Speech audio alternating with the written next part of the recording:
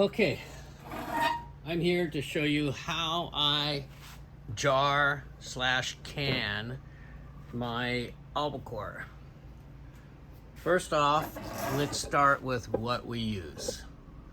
We use the crushed red pepper, Lowry seasoned salt, a little bit of garlic salt, pure sea salt, black pepper.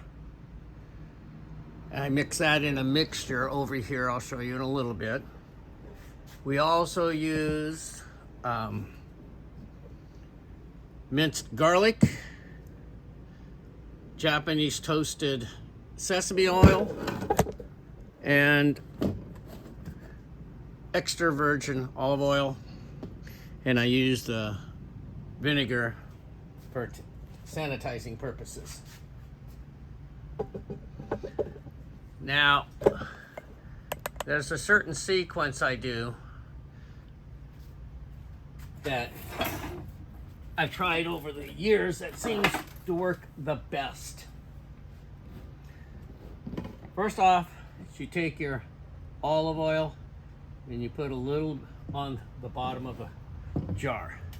The next thing you do is you take your albacore meat and you fill the jar a little more, well, about 3/4 of the way is when it actually gets filled. Now I try and use the metal forks as minimal as possible because it actually makes a little metallic taste if you use it too much. And that's why I go over to the chopstick. So now I take that and I move that around and get it mixed in there. And you can actually see how much room I leave in my jars. You want to leave room in your jars for expansion and for topping it off with more olive oil. My friends have told me that they love the olive oil because they use it as a salad dressing. So there's the herbs going in, a dash of garlic, the toasted sesame oil.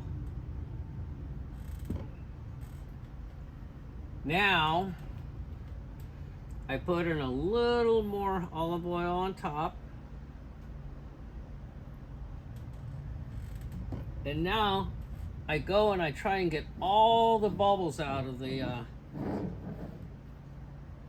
meat. And you'll see the bubbles rise to the top. And at the same time you're mixing in the herbs. And then finally, I put a pinch of rosemary out of my garden and I just smash that down in there.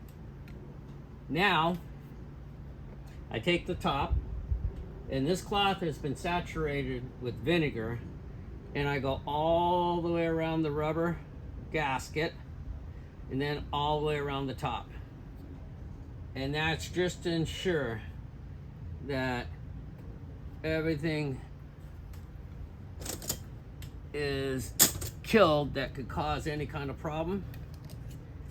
And then I simply just tighten it down, but not too tight. So let me do that one more time just so you can see the process.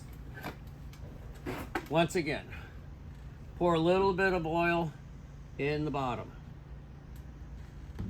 Put your already prepared albacore meat into the jar, trying not to touch the jar or the oil.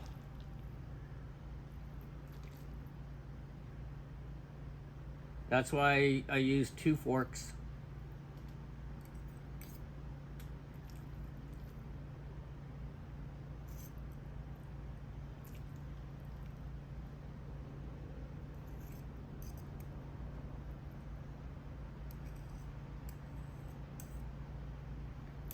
Okay, then I stir that around and get it all mixed in there.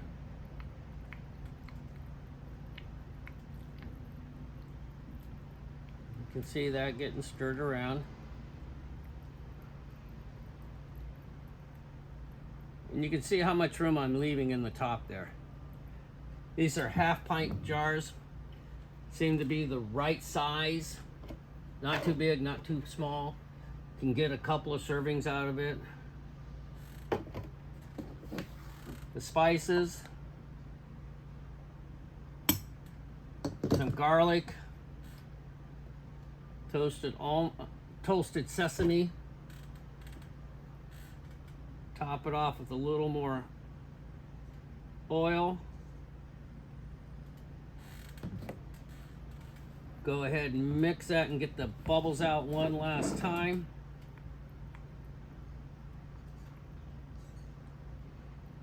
And you can actually see the oil getting between the meat. Now you want to leave room in there. You don't want to stuff these things. If you stuff them, it doesn't cook the tuna quite right. Now the pinch of rosemary, which I bury. Sanitizing of the lid.